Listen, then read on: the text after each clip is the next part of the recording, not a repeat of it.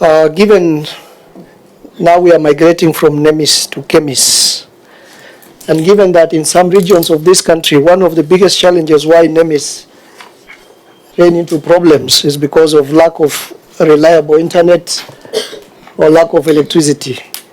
Those challenges are still a problem in most parts of this country, and I wanted to know how KEMIS is now coming in to cure that problem. Are we just, moving around, but the challenge still remains?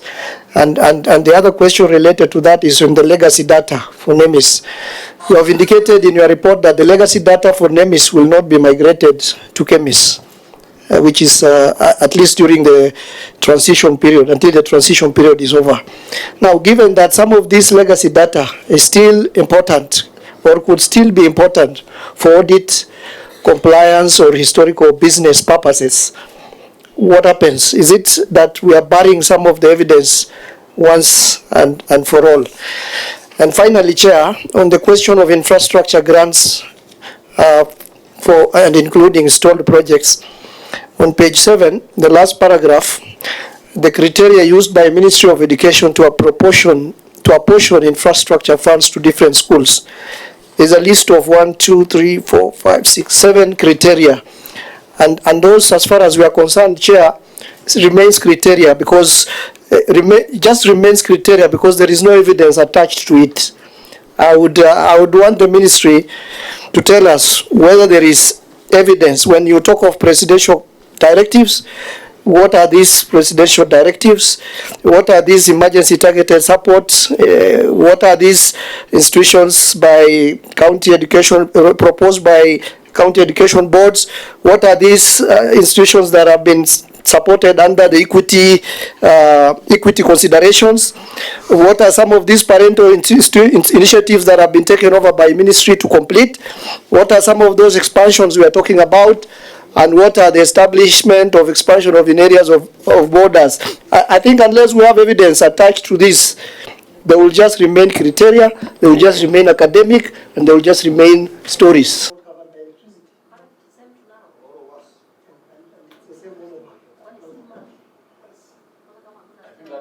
That's something we even invite the CSICT because the implementing agency and the NRCS so that they can tell us. Proceed. Honorable Chair and honorable members, the other issue was about data legacy by Mheshimiwa Arro again.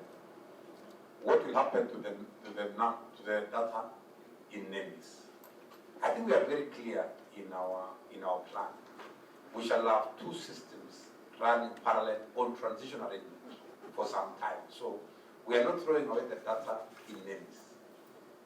We are still going to be relying on that data for checks, for confirmations, for even future audits. So we are not throwing it away completely. So we shall have that even as we do the upgrades, because we shall still need that data for a few years, and we shall keep that data for some time. So in terms of data legacy, we have a plan to ensure that we keep that data. Now, in terms of infrastructure,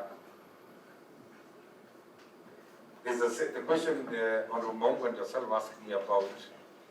There's no evidence that the criteria is working.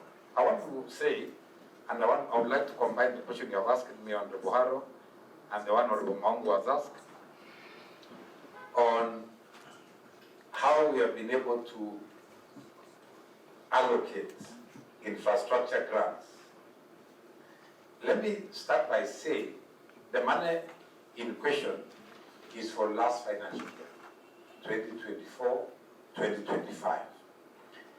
And in the criteria I have given, I have said one of the considerations in allocating 1.39 billion was presidential directives.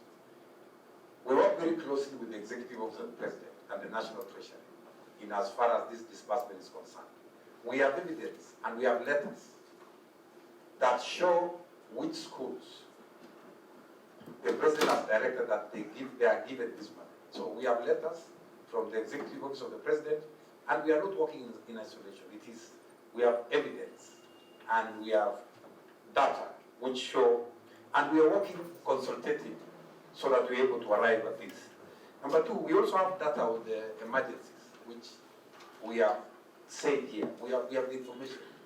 We also have information on the recommendations by the county education boards on which schools need to be supported. We have also data on. Just to make it a little bit clear what Maru is asking is, this is the list that Parliament approved. Yes. And most probably there is another list that has been, money has been dispersed, which was not the list.